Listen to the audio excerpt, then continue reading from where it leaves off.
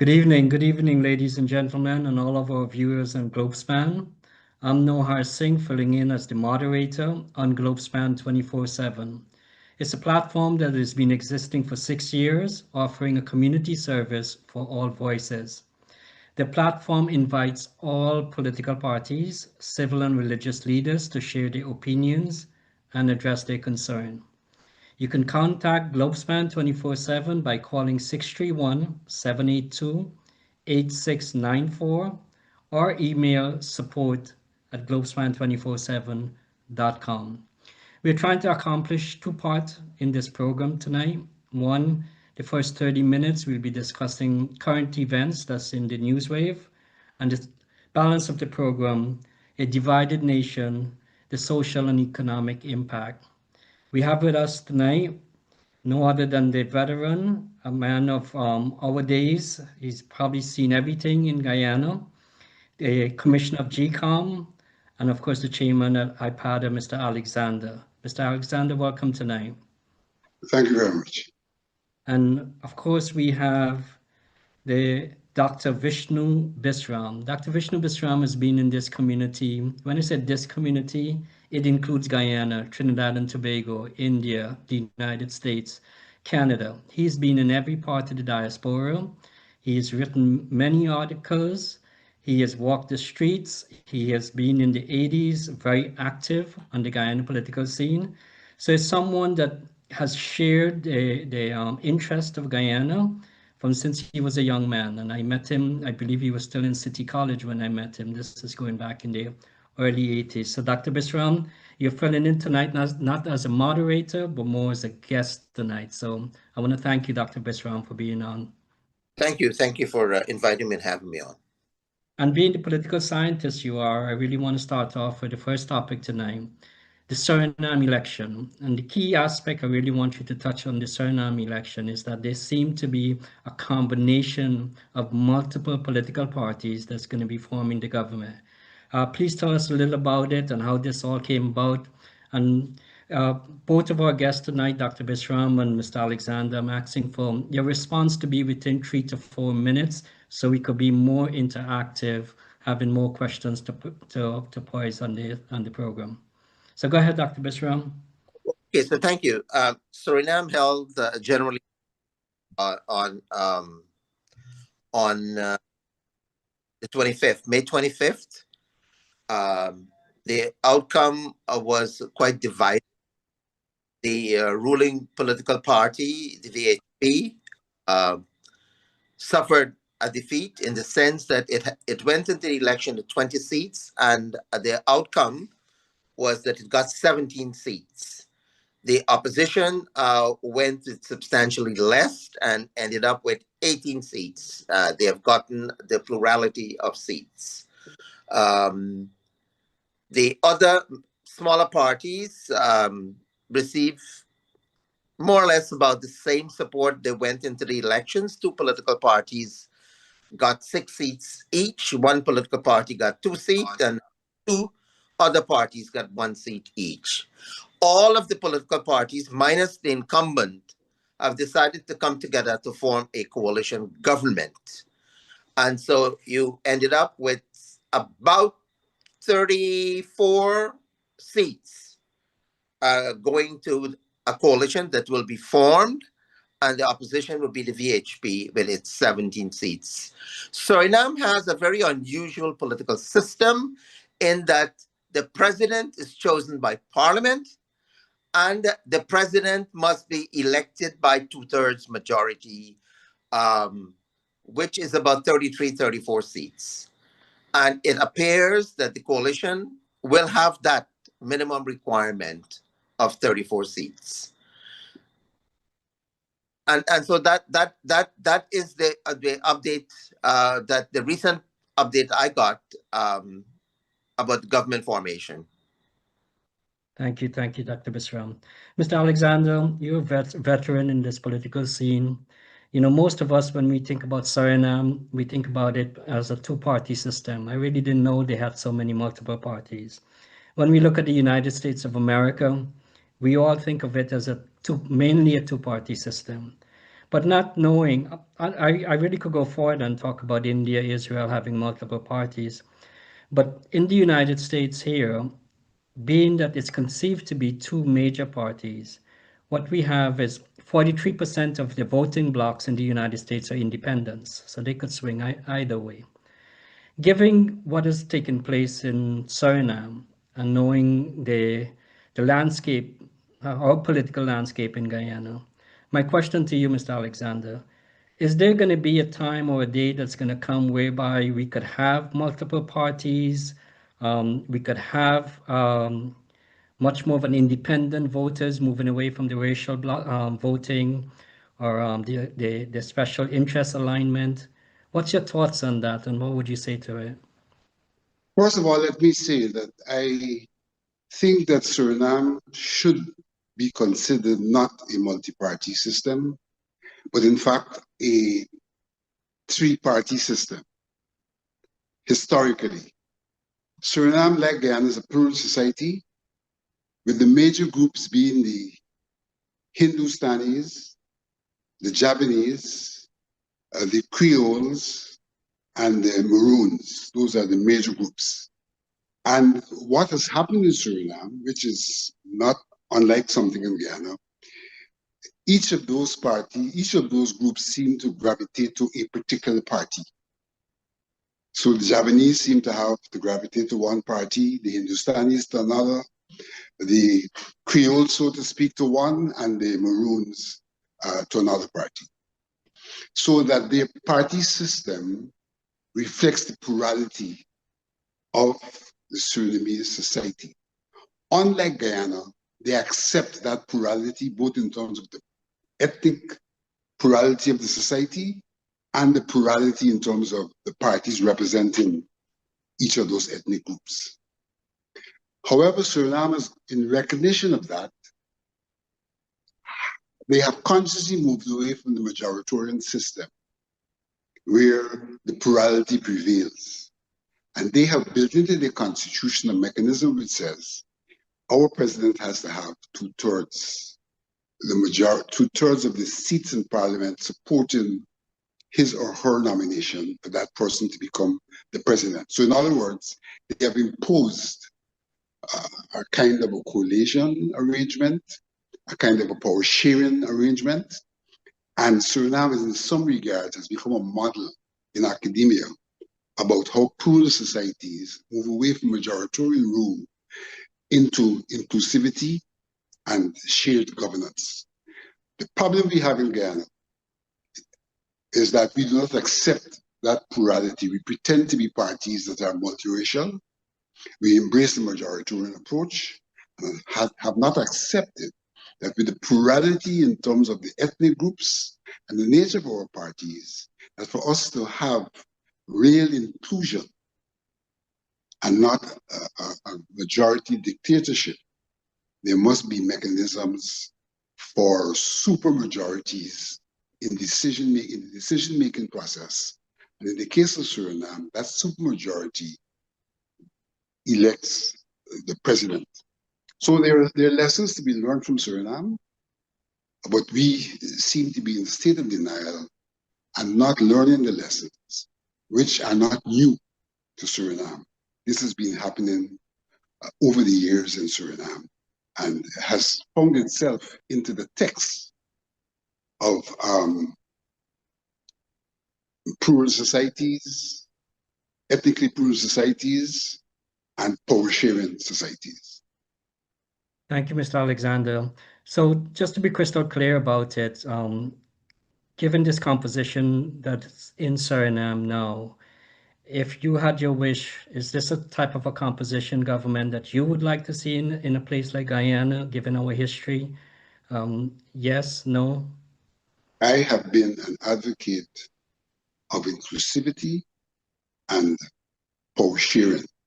And it's on that basis, people who listen to me on this program would recall me saying from time to time that our elections are dysfunctional and our government, as a consequence, is dysfunctional because it's not responsive to the social, political, and ethnic realities of our society.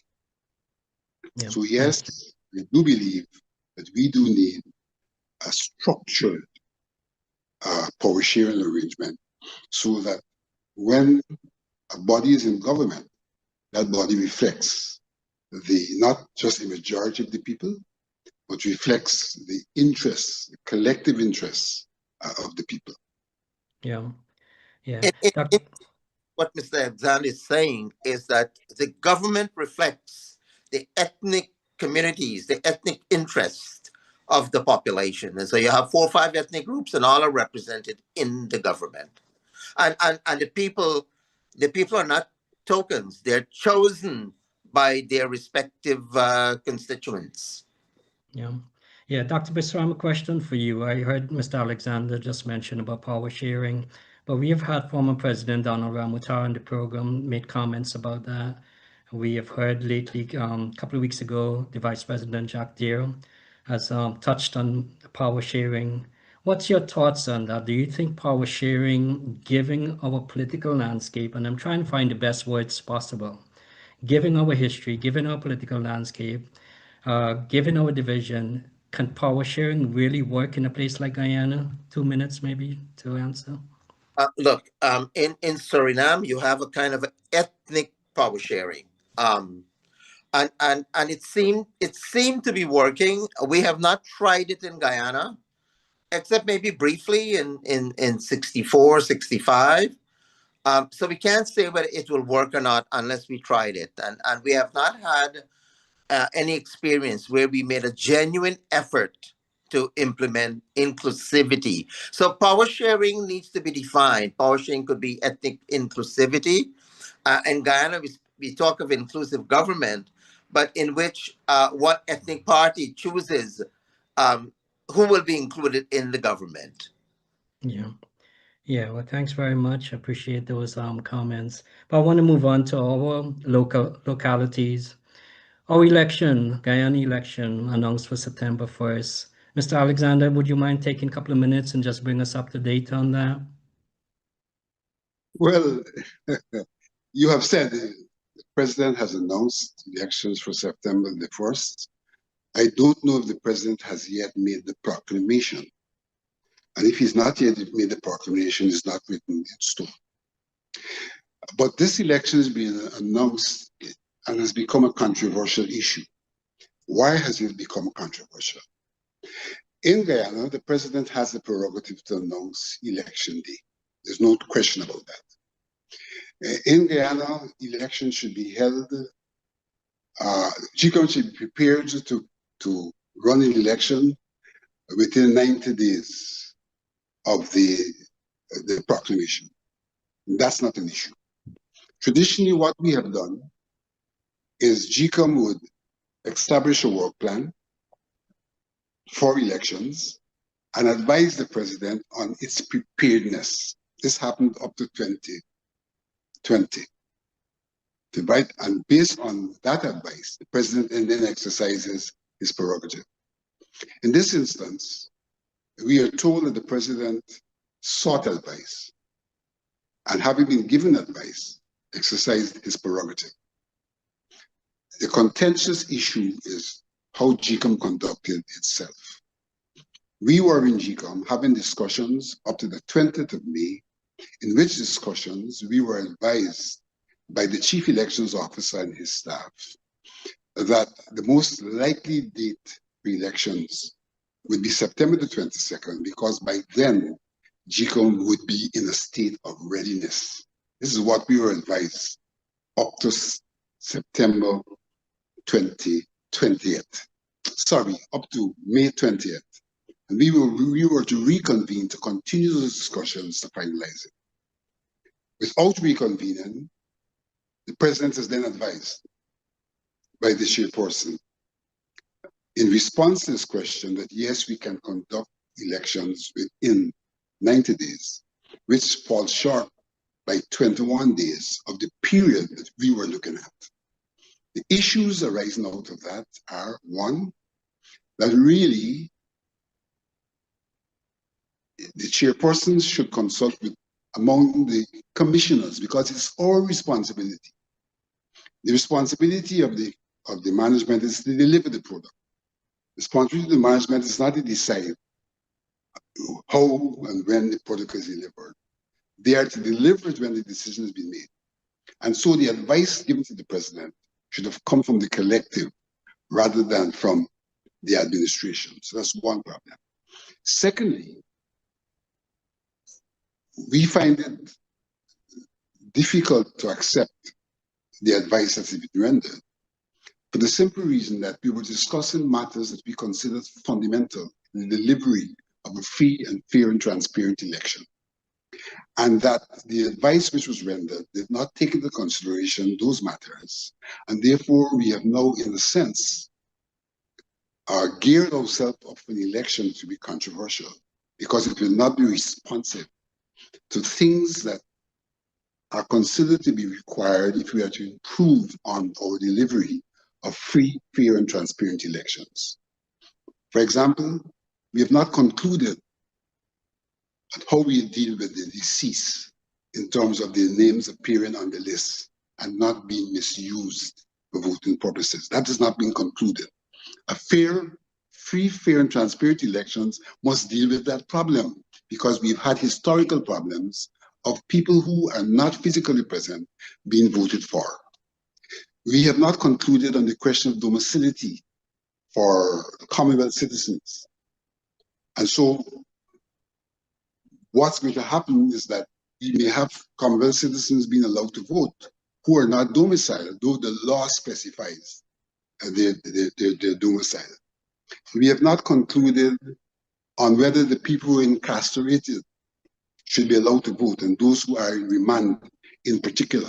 And this is in response to the fact that our Constitution says that every Guyanese age 18 registered should be allowed to vote. And we have thousands of people incarcerated who are not allowed to vote, including those who are in remand, never found guilty of any crime. So we have a problem from the procedural perspective of how this data is being arrived at, and from a substantive perspective in terms of what the date provides for in terms of the delivery of free, fair, and transparent elections. Yeah. And just to our viewers out there, we at Globespan, we are not privy to the inner workings of GCOM. We're not privy to all the information. So, and of course, we don't have a PPP GCOM representative to comment on Mr. Alexander's, information that he just put forward.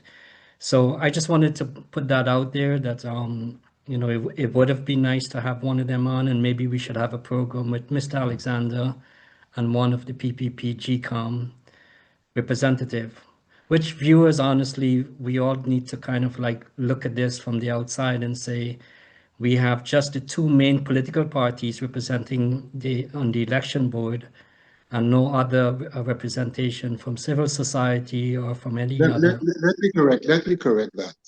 Mm-hmm. Our laws provides for the governing party to nominate 3 commissioners.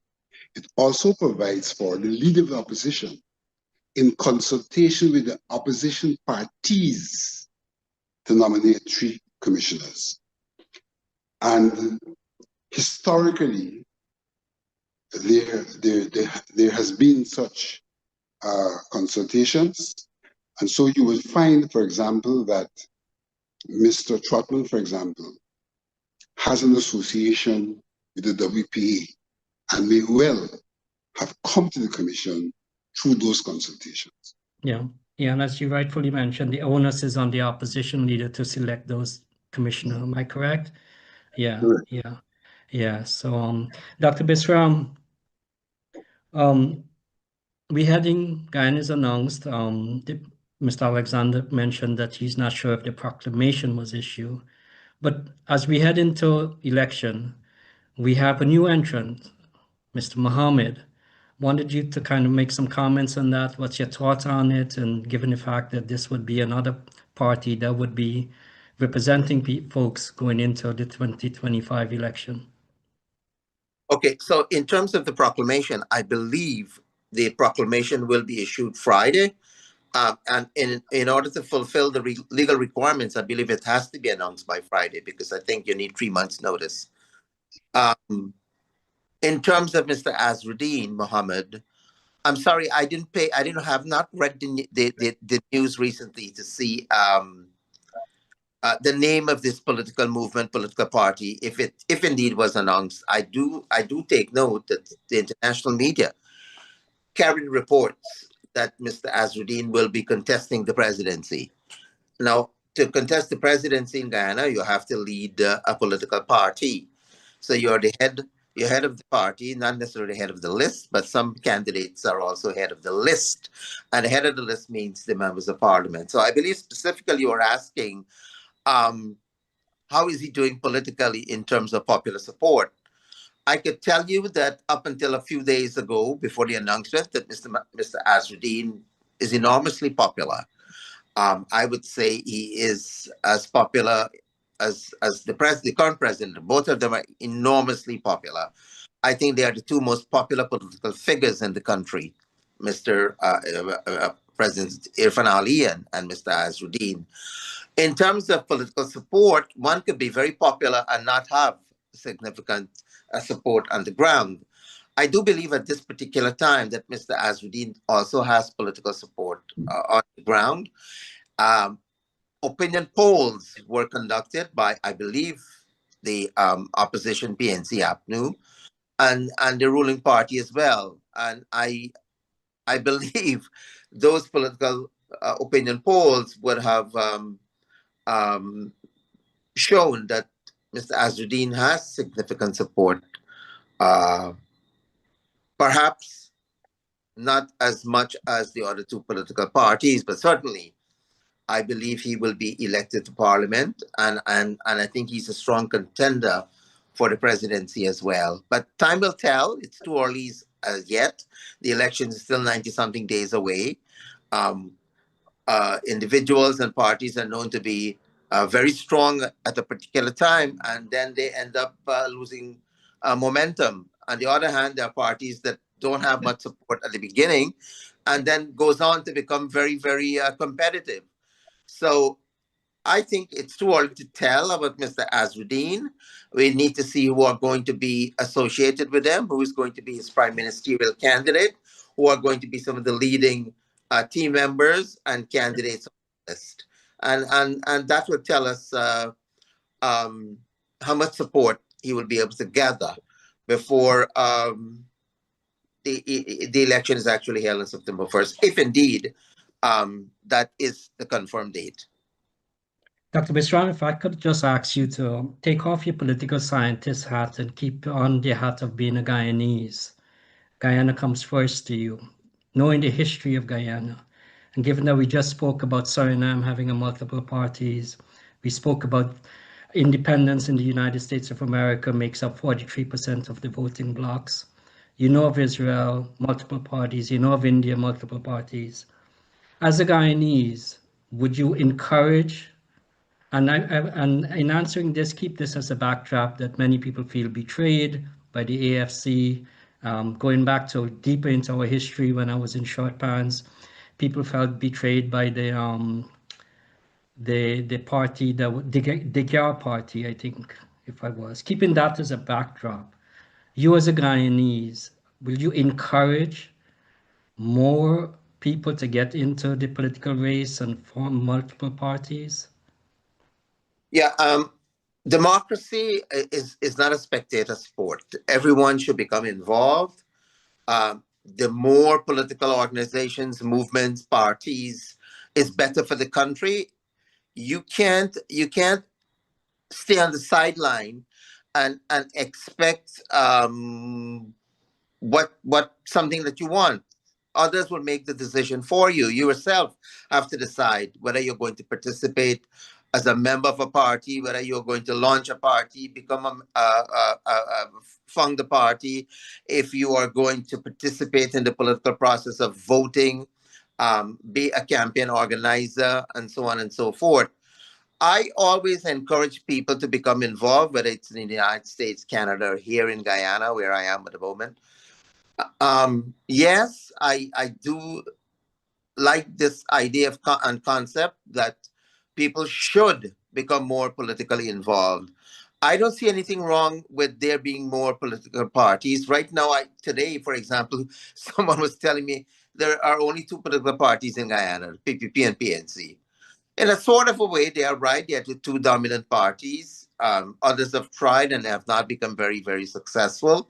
I think the closest we have become since 1992, or since 2003 when the AFC broke through. Uh, we, we we we have not maintained that momentum. Support have dissipated. Uh, 2015, 2020 was a good experiment. Unfortunately, it Yeah. people were not pleased with the outcome of the governance, and so now come Mr. Azruddin Mohammed.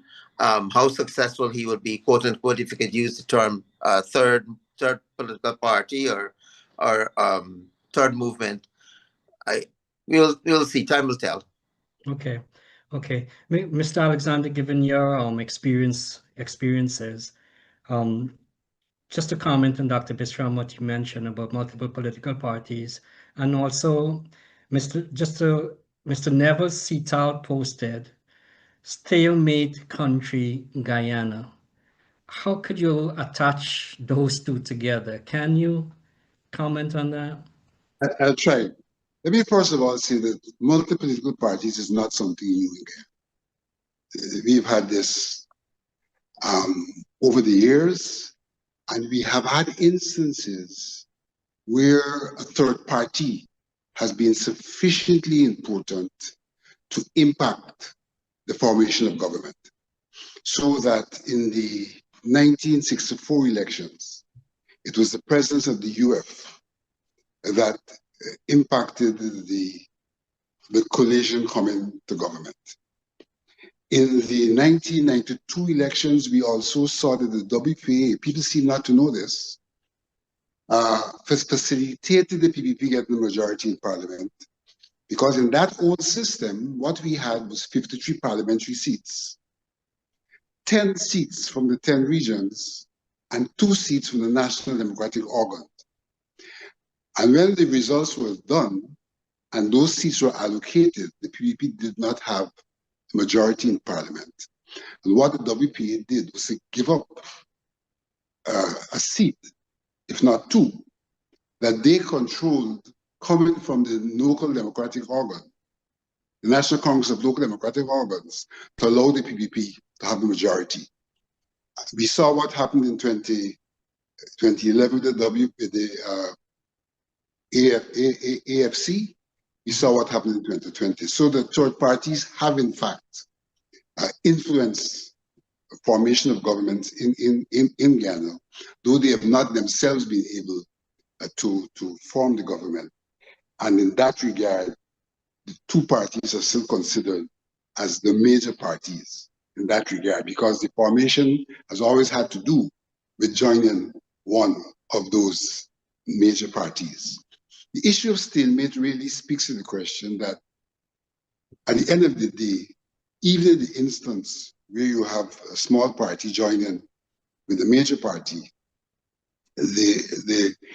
it ends up almost in the same result of the major party, one of the major parties prevailing and dominating, so that in that regard, you don't have what may be considered real change in terms of who occupy the political space. Is still occupied largely by the 2 major political parties.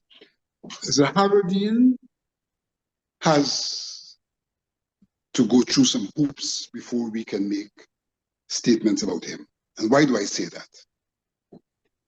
In our electoral process, he first of all has to have a party to contest in the national elections. We do not have a system where individuals can contest. So he has to have a party. In the process of contesting, he has to have people signing signatories to his slate. And that has to come from 11 constituencies. He has to have signatories for the national list, which is sometimes called the top-up list, and he have to have signatures for each of the 10 constituencies, as much as he has to contest in 6 minimum of those 10 constituencies. So we go to get a feel about his real strength when it comes to nomination day, because it's at that time we will see how many candidates he can put up, if he's garnered the signatures required to put up all of those candidates required. So for the time being, yes, he is, like has been in the past, another small, quote unquote, another small party. But whether he is going to really impact the dynamics of our elections, we will start to see that come nomination day. I want to say one other thing in that regard. It is evident that unlike other small parties, Azarudeen has significant funds. And the question of funding the political parties has been one of the controversial questions in this country, one which we have not adhered to our legislation on party financing. And therefore, he may bring a different dynamic this time that the AFC may not have brought, the WP may not have brought, one which the UF might have brought in the 60s, because they were backed by the GAR, who also had the kind of relatively, comparatively, the kind of funding that he seems to have. So yeah, he's entering, in some sense, reflecting what happened in 1964. A party that is small, but powerful in terms of its resource base. Okay, Mr. Alexander. So for the viewers out there and for Guyanese that are not happy with the 2 major political parties, with your permission and with Dr. Bishram's permission, I'd like to say or extrapolate from both of your comments that you do welcome third parties, and third parties should be more active in Guyana. With your permission, is it okay? I mean, we could say that for both you and Dr. Bishram. We would be anti-democratic if we didn't. I just want to put it very obvious out on the table. Dr. Bishram, you in agreement? Absolutely. Absolutely, yes. Okay, so I would like to go on to the last topic before we get into the main discussion about the divided nation impact on the social and economic in our country. The last topic in the airwaves that we would like to address is Miss Adriana bodies in the United States for another autopsy. The parents, and they are all being honored on, I believe, Sunday in Brooklyn at the Guyana Independence Parade. I understand quite a few influential politicians that will be out there as well. The part of the discussion is not to discuss the pathologist's findings. Whatever that outcome is, I mean, we are very prayerful for the family. What the final outcome would be from these tests. The part I want to touch on is the police report that came out, and I read an article from Kaitro News that where the police report, official report, spoke about the pathologist's findings, that it was not cost of the cause of death was redundant. I don't want to discuss that part of it. But what was missing in the police report was the aspect of where police officers were there with videos, saying they have videos of her leaving. And I think the entire nation basically came together, and outside the nation of Guyana, recognizing this inherent problem that we have with the system, the police system. Now, I just want to pause there and say that we are not saying all police officers are bad, but we are saying there's certain parts of the system needs to be addressed and are broken. And that was missing from the report. So I want to come back to you, Mr. Alexander. A report that comes out giving partial disclosure, but not the other parts. I mean, how How do you feel the nation will view this report? Permit me to say this. I don't think there's any issue in relation to an autopsy. But what the publication in relation to an autopsy is distracting us from the fact that her drowning has not been determined to be in a particular place or because of any particular act other than natural drowning. And so, really, we are not yet looking for a solution to her death if we do not engage in real forensics, not related only to her body, but related to all the scenarios surrounding the possible way in which she drowned it. Since we're not going to be controversial about drowning. Did she drown in the pool? Did she drown somewhere else? And you know, there's a lot of real forensic work, not on the body, but forensic work on the scene of the crime, forensic work that takes into consideration possible scenarios of her death that will give us the answer, that can give us the answer that we're asking for. And I would be bold to say that forensic science has sufficiently developed in the world that if we allowed real forensic people, not an individual, a team, because there are different elements of the science that will have to be involved, the chemical element, the biological element, you know, and all of that. If we get a real team together, then the chances are we can get closer to the determination of how is it that she died from drowning? Not that she simply died from drowning, but how is it that she died from drowning?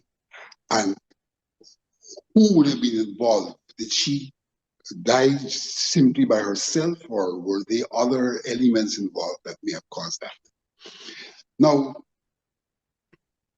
what has occurred in Guyana is evidence of a state of affairs that's unacceptable in a society that is functioning in the way in which a democratic society should function. We have, unfortunately, a police force which on one hand doesn't seem to be accountable, but on the other hand is not asked to account. And that raises the question, why aren't they really asked to account? Right? We have heard that the commander has been sent on leave after some pressure. We've heard that one policeman has been relieved of his job. We don't know if he was subject to due process. But we have these things which are, in some regards, optics, rather than really getting to the source of the problem. Why is it what occurred, not the drowning now, but what occurred in terms of the misinformation, in terms of the bundling of the investigation, in terms of not allowing for a proper forensic investigation to take place, refusing. You know, I listened to a program where the Prime Minister was saying to one Mr. Giddens on a program like this out of the US, the Prime Minister said, as we speak now, the government is engaging our international partners seeking support for a proper forensic investigation. That's what he said. I don't think many Guyanese heard that program. It's something aired out of the States. And next thing we know, an individual turns up who's a retired person to do this forensic investigation. And the US ambassador said, we have not been approached. But there was the Prime Minister telling the world that there were discussions going on with international partners for the identification of a proper investigative assistance. And what I want to say is that the Adriana issue is symptomatic of problems we are faced with in terms of governance. It's not just restricted to the police force. It's symptomatic the problems we face with governance. And it's because it is symptomatic of problems related to governance that the people's reaction went beyond the issue of Adrian and took on eventually some ugly dimensions. But the way in which the people reacted reflects a boiling point in the country. And the way in which the police initially reacted at Lenora, where there was no riot, no looting, but shooting by the police, and the way the police reacted at the hospital, again, where there was no riot, more or less peaceful demonstration, and they came in there firing at the people, is an indication not only of the problem the people are faced with, but the manner in which the state responds to the people when they seek to express their concern. It's as if the state wants to oppress people in their quest to express themselves in relation to matters of concern. Yeah. Yeah, Mr. Alexander, just to switch over to Dr. Bisram. I know Dr. Bisram has advised us that he has to leave for another meeting. He's Yeah, traveling and he just joined the program. I could stay on for a few more minutes, but if I may comment on that particular matter, both the media, the police, and the media mishandled this entire episode investigation. I don't understand some of the things that made absolutely no sense of what the police did. I don't know how police force could have behaved the way it did. There really was no kind of investigation. Nothing professionally was done. And the same thing could be said about the media people who showed up. That some of them were not even media people who contaminated whatever evidence was there. If one were to make a case that there was some kind of criminal behavior involved with the drowning. I mean, I have my own theory of what happened, but I don't want to preempt the pathologist's investigation. And by Friday, I think we should know what the pathologist, um, if not a final report, a preliminary report of what they have found from their forensic investigation of the deceased. Well, Dr. Bisram, I welcome your very clear and decisive comments. I've known you for many years, and clearly, your comments there was coming across very much, very clear. I just want to make a few announcements about Globespan, some of our vision and goals. We would like to build a society that is much more informed from all sides. Viewers, if you really look at most of the other programs, I mean, Globespan has really tried to build a platform where we have voices from all sides. Many of the PPP members used to be on when they were in opposition. We have been inviting them to be on as well. Most of them have, may have been busy being in government, but they have not joined the Globespan platform of late. We have third parties, we have civil leaders. So we're really trying to get voices from all sides, and it's the only way we'll be able to understand each other. We would like to build a society where we could see changes from within us first before we could really affect changes on the outside. A society that where we could really try to reason with each other. We all have our insecurities, we all have our frustrations, and we all have much to glory about, but we need to kind of reason together and let us be able to keep hope.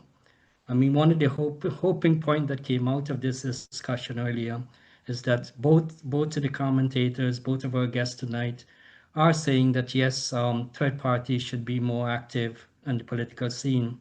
So our vision is where there will be moral and ethical standards, and those standards are measured by the Word of God, and where the wealth reaches all Guyanese. We are trying to imagine a Guyana that becomes a society where Black, Indians, Amerindians, and all other races value each other as human beings. And imagine a Guyana where her wealth finally becomes your wealth. So if you have comments about Globespan 24/7, please send us an email, support at globespan247.com, or you could call us at 631-782-8694. I really would like to move on now to our second segment, A Divided Nation, the Social and Economic Impact. Guyana now celebrates 59 years of independence, and we have had tremendous accomplishment as Guyanese, mainly on the international circuit. We've got very successful judges, lawyers sitting in the New York Senate. We have I believe the minister, the foreign secretary of Britain, I believe he's of Guyanese heritage. What I'm saying is that Guyanese have made tremendous advancement and accomplishments internationally. I believe a Guyanese was also involved in developing the COVID vaccine. Mm-hmm. We are such a people of accomplishment, yet domestically, we are still a divided nation. We are a nation that have not been able to harness our true potential within our country. Our potential basically being displayed on the international scene. So how do we get there? How do we get to a point where we could become a nation that would be able to develop within ourselves the true potential of our people? So, Mr. Alexander, I would like to ask you, a divided nation, do you agree? And what would be the key, maybe mention one key point, that area that we need to look at closely, discuss, and see about making changes? That Guyana as a divided nation has its origin in its plurality. But that plurality need not end up in a divided nation if we were to find a way to have unity in diversity, so that we cannot interfere with the natural diversity, because if we do that, we interfere with people's individual, community rights and existence. But if we find a way in which we recognize the diversity, but at the same time recognize the commonalities and work together, recognizing, facilitating diversity, but working together on the commonality, which commonality is also diversity itself, then we could be quite a different nation. So that there is a historical antecedent in the way in which we were settled by different ethnic groups, the way in which the regime that settled us settled a plural society, so to speak, and therefore laid the basis for division, but themselves engineered division, which has taken on political dimensions, and division which has also taken on occupational and economic dimensions. And so it's critical in Guyana for us to recognize how we got to where we're at, and to understand that how we got to where we're at is not necessarily something that inheres in our diversity. It inheres in the regimes that were in place to exploit our diversity. And in that way, if we come out of that mode of denial and get into a mode of acceptance, then we can find a way to work together, given the nature of our diversity, which is ethnic, occupational, economic, religious, etc.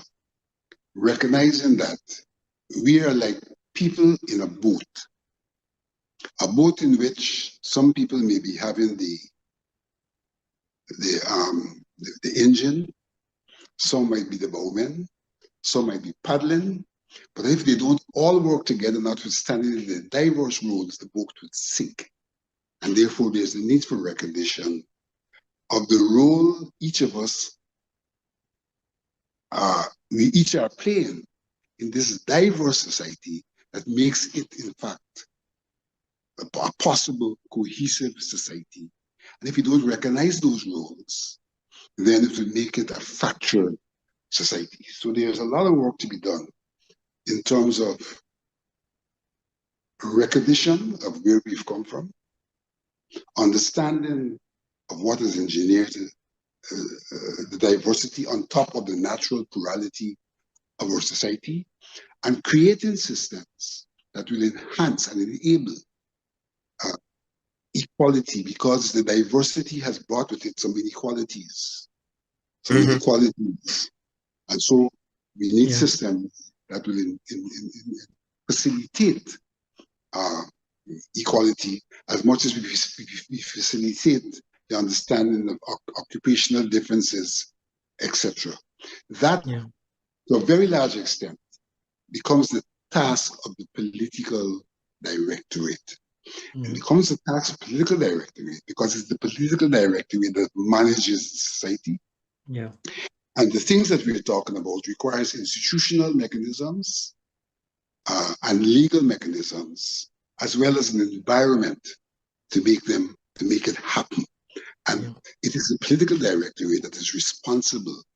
And so unless we have a political directorate who accept the problem, but who accept that there's only one solution to the problem, we will continue to have the problem.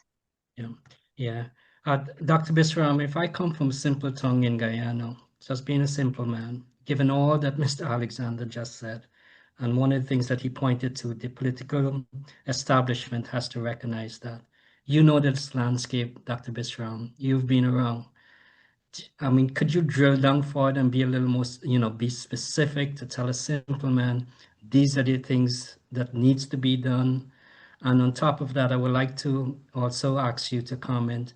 Do you truly believe, Dr. Bisram, that the political entities within Guyana, given the history in the last 59 years, are the ultimate solution or just part of the solution? Well, many people say they are part of, or they are the problem. If one listened to Mr. Alexander just now, look, what Mr. Alexander was saying is that we are a very divided nation, and just to use simple terms and phrases, we have different races, and each are pulling apart the nation. As he said, they're in a boat, and the boat is leaking, and each is pulling in different directions. They're not pulling their weight in order to bail. So the political parties are a problem, and not one political parties, all of the political parties.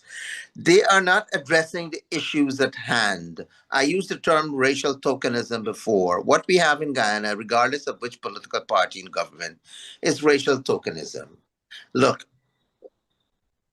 the so-called representative in a political party that belong to another ethnic group cannot carry their weight. They cannot bring much vote into a political party.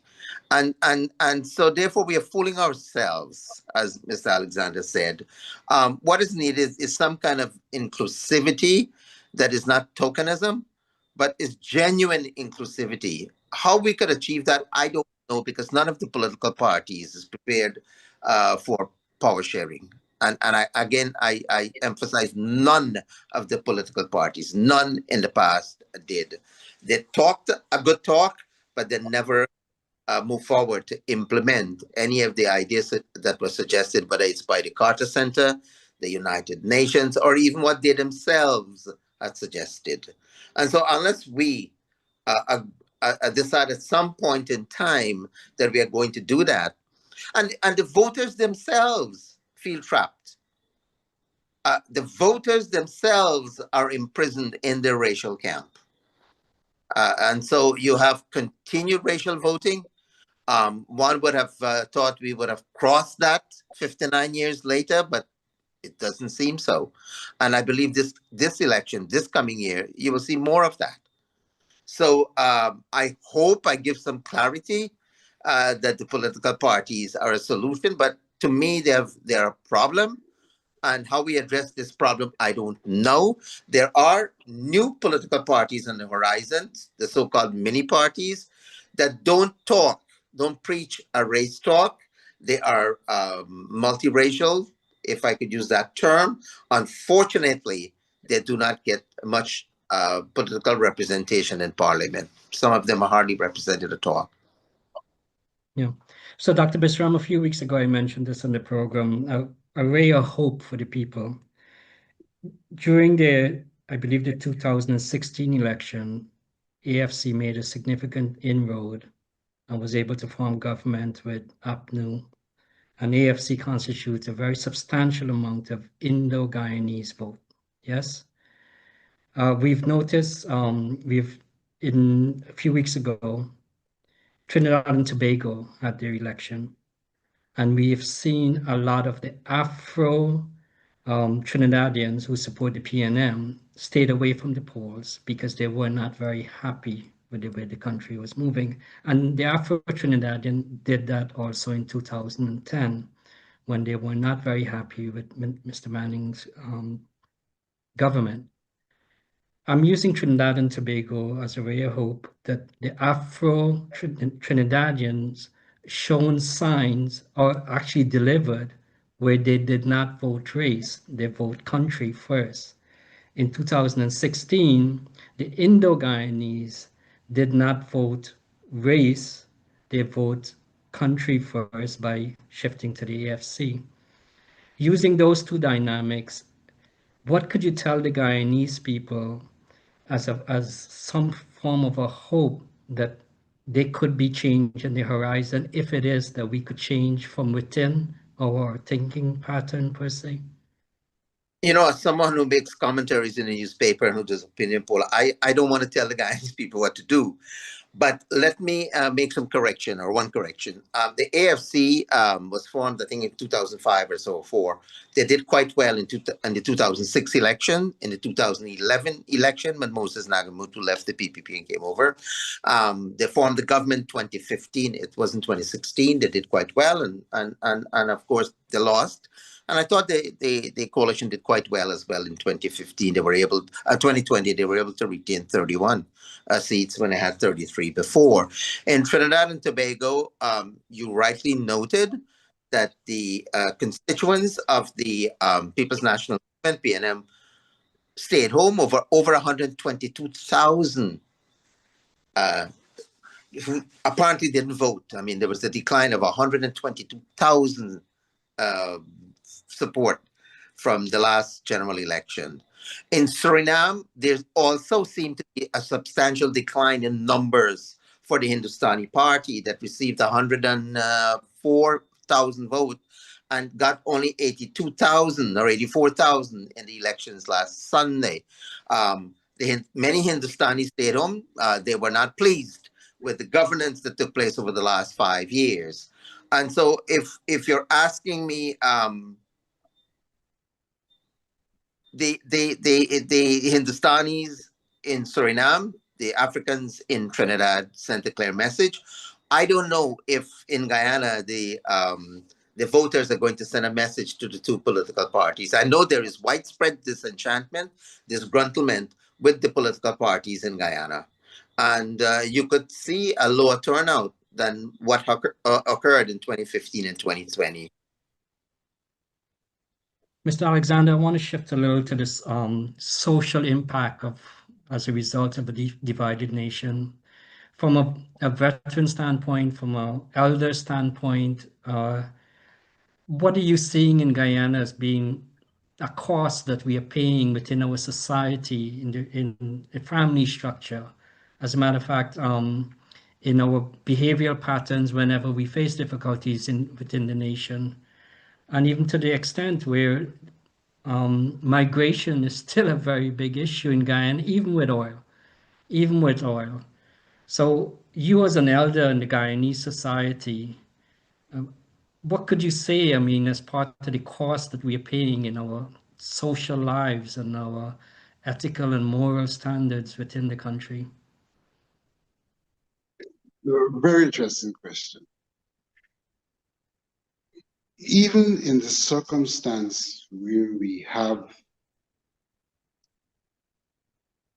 a society divided based on ethnicity to a very large extent, which is facilitated by the elements I referred to earlier, occupation, other elements. There is also a class factor. It's also a class factor. And Guyana, unfortunately, is a society that has been debauched of its middle class. And that's a class, no matter how hypocritical they might be, they tend to be the standard bearers of values, etc. in the society. And the extent to which we do not have those standard bearers is the extent to which things have gone awry. And in our political movement, in the absence of those standard bearers, we have had the situation where persons who are not standard bearers bear the standards. They're not standard bearers, but they bear the standards. And the standards that they bear are exactly what have gotten us to where we are, because they're not standard bearers. But they bear the standards, they brought our standards down. And it's manifest in the way in which they conduct politics, for example, and that's their main arena. And so there's a class dynamic that is impacting us in a manner that is negative, and it's probably across the divide. It's probably where we have unity.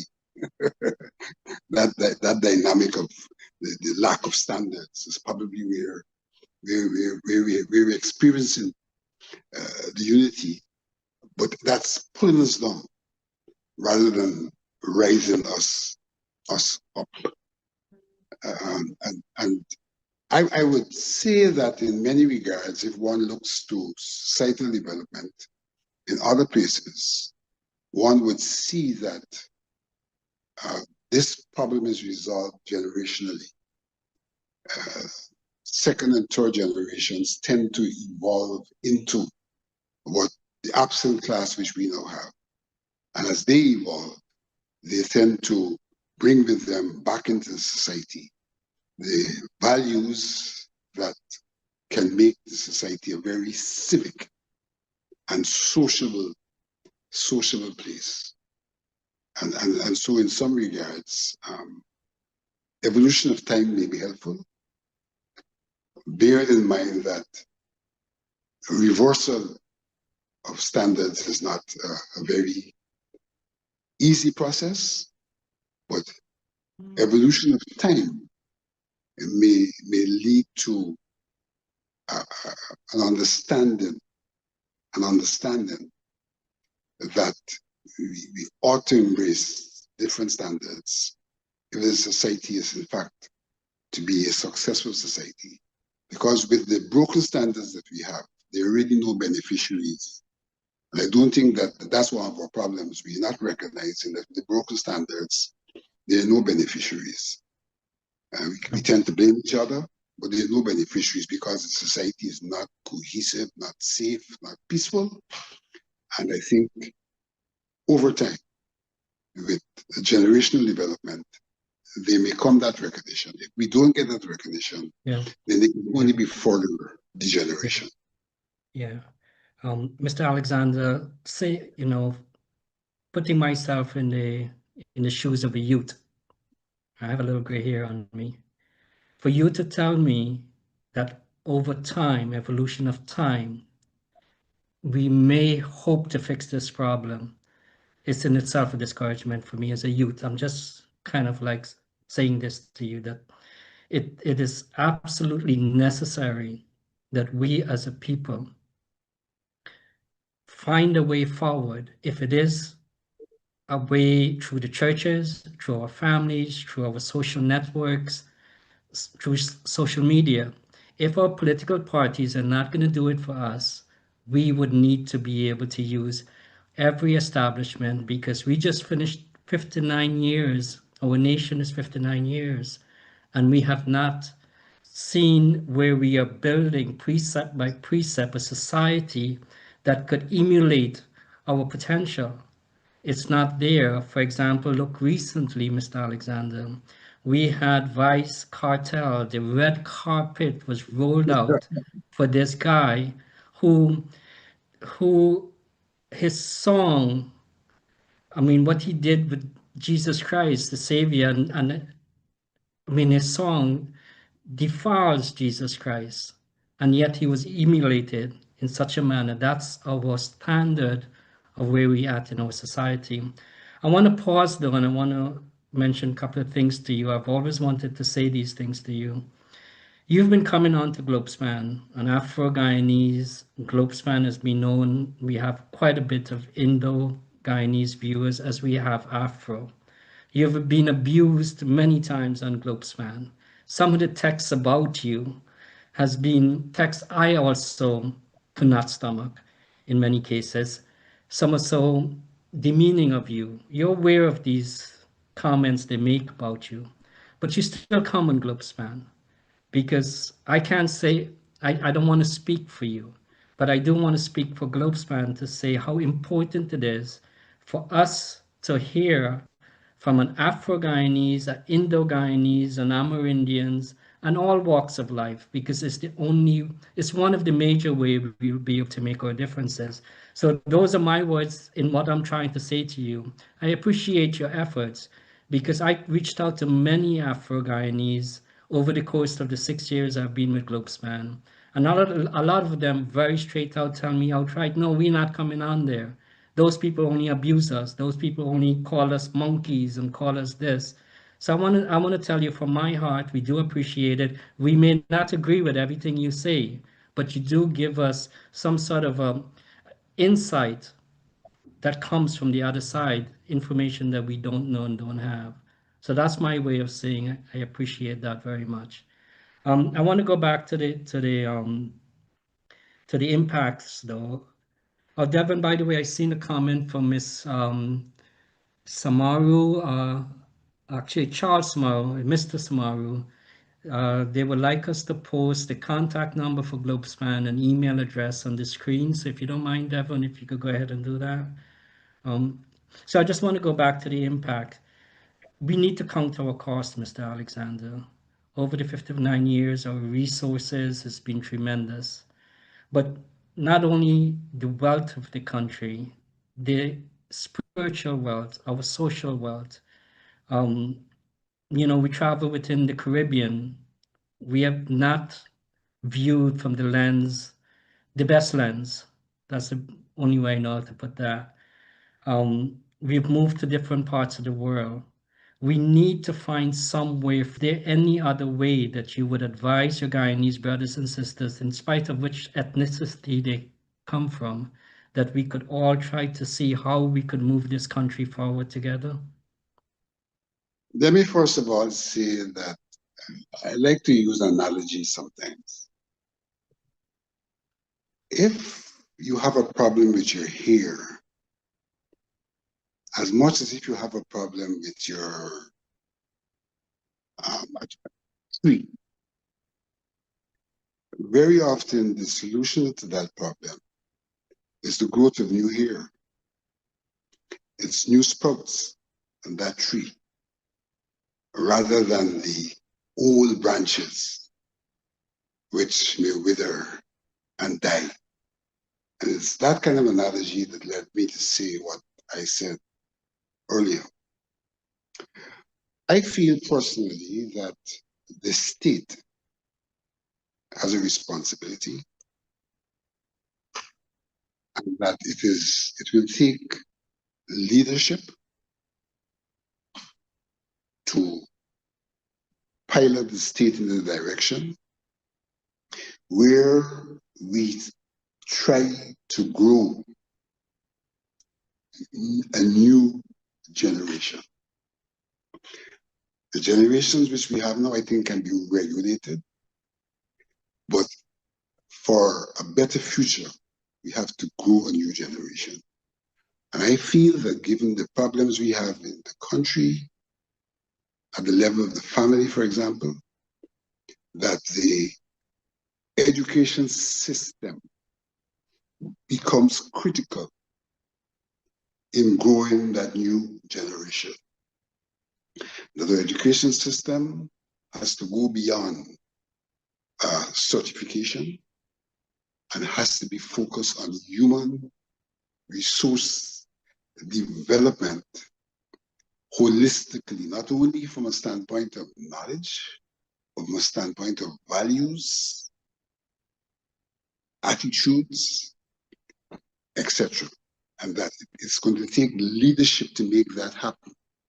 And very often when I think of that kind of development, I think of a society like Singapore that took leadership to make Singapore what it is. There are criticisms of that leadership in some regards, but when one sees what has eventuated, you know, if you have a society where you may have be stern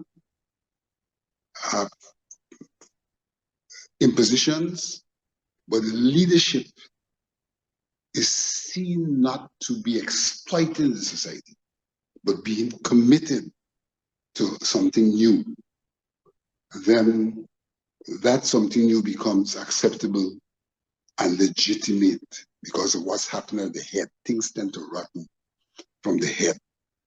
And so leadership becomes very, very critical in that regard. And education also becomes very, very critical because education allows people to see things from a rational perspective rather than that irrational perspective, which we spoke about earlier. Lots of people, you know, I say one of the problems we have in Guyana is functional illiteracy. Yeah. The way we drive, the way we reason has a lot to do with functional illiteracy, although we highly qualified. Yeah. You know, so I see it that way. It will come down in the end to the emergence of the kind of leadership that will take a grip on the situation, fight against the odds, and bring that new Chinese being and personality into existence. Yeah, so my notes are telling me that you said political leadership is one, educational system two. What's your opinion about the church? How do you feel? Let me say this. When I talk about education, I'm talking about education at three levels. Formal education, which in Ghana is highly dysfunctional. Informal education, and non-formal education. So formal education, we know, is the school system. And my contention is the school system should become a model of what we want our societies to be. A model in terms of management, in terms of environment, in terms of values, in terms of culture, to become a model. Our non-formal education speaks to our community organizations, the way in which people are exposed to knowledge and to information and to values in a formal but non-instructional environment. You're not exposed to it because you're going to pass an exam. You're exposed to it because it is what you think should be. Yeah. You know, so whether it's the boys' club, whether it's the men's guild, and then all of that will then impact the informal environment, because if people cultivate values formally and non-formally, then in the informal interactions, they will be sharing those values as well. The church in that regard falls within the realm of what I call the non-formal environment. And I do share the view that the usefulness of the church, to a very large extent, is that it's still, whether one is Christian, Hindu, Muslim, or even atheist, the church is still the best organization in terms of imbuing moral values that can make a difference to how people see themselves and how they see society. So I'm not excluding the church, but I'm putting them into the realms of what I call the non-formal and informal education. Yeah. So viewers on Globespan, what we were trying to accomplish tonight is really truly counting the cost. Counting the cost for our division, be it racially, politically, whatever that division may be. It's evident for the last 59 years. So this discussion really is trying to get bring out to the forefront the cost, and not only in the sense of wealth, but also to our social infrastructure. Our family lives has been broken. Many people had to leave. Many people migrated. And that takes me to my next point to Mr. Alexander. We talked about the political leadership, the educational system being formal or informal. Do you feel that the migration, the result of the migration being the diasporas now as very substantial in the United States, in Canada, in the UK, can they be a part of a change that would bring Guyana more into a more modern country where we have more independent thinkers rather than those taking just specific ethnic or political sides? I think so. Early on, when I talked about the role of the middle class, in fact, I was pointing to migration because that's where we lost much of our middle class. My own view is that a lot of the people who migrated are the people who can, in fact, return to Guyana, having had a different experience and not being reliant on the state for their existence to give leadership to our future development. You see, a lot of us who are here are, some of us are so impoverished we don't care about anything else other than survival. And others who might not be impoverished are trapped because to make the material means that they make, they have to be connected and cannot be independent. And therefore they cannot be drivers of something different. But Guyanese who are overseas, who have been exposed differently, who have acquired the kind of sustainability, may well be the ones who can come back home in a physical environment which they consider better than the environment they're presently in. That cold climate and so on. So they have a reason to want to be back home. But they also have the means and hopefully the disposition to become the ones who drive our society through largely non-formal engagement at the community level. We always said it took a village to bring up a child. And if these people are reintegrated into our communities and do the kind of community work, sharing their values, being also examples of success, then they can make a significant difference. And they are inherently independent of the politicians because of what they would have brought back, whether it's your social security or your pension. So you're not fearful, you're not to look over your shoulder for survival, and therefore you could pursue your ideals. Mr. Alexander, one of the viewer, Mr. Inti Mohammed, posted, education allows critical thinking skills, which in turn will allow citizens to make decisions based on issue. And I think you just emulated the fact as well that diasporas or remigration, if there's such a thing, history doesn't show much in remigration, but the diaspora or the returning back home can make a difference because they are not necessarily dependent on an income or the state to provide, so they could be able to make a more positive contribution without being, lack of a better word, compromised. So, Mr. Alexander, we come to closing of the program. I really would like to end this program with hopes for the people, not only in Guyana, but all Guyanese. We have never left Guyana. Guyana has always been a part of the diaspora, and it's been evident. Every issues involving Guyana, the diaspora has been there to support. So I would like your closing comments being with some hopes.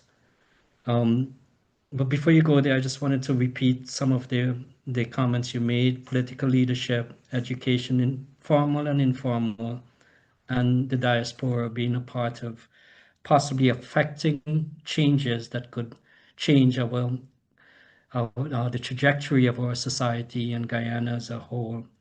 So please, Mr. Alexander, leave us with some positive, hopeful comments. Material circumstances very often are circumstances that restrict people's outlook.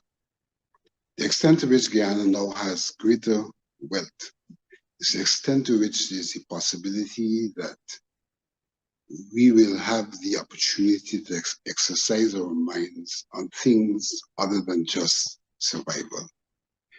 And I think it's almost natural, if people are given that opportunity, for them to embrace the other elements of what is called development. And those other elements would be things like leisure, would be things like art, would be things like cultural activities, all of which are could be an embodiment of values. Once our lives become less stressful for material development, it provides an environment in which we can explore from the spiritual perspective of a growth and development. And by spiritual here, I mean aspirational perspective, non-tangible perspective of a growth and development can be influenced in that way. And that in some regards also corresponds with the whole question of generational growth, because the new generation will have a different exposure. And they can even look out to see what is it they want to bring in. The world is a village, and they can be influenced by what they see elsewhere and be able to do here because the means are available to give them the time to do as much as it gives them the energy to do. Yeah.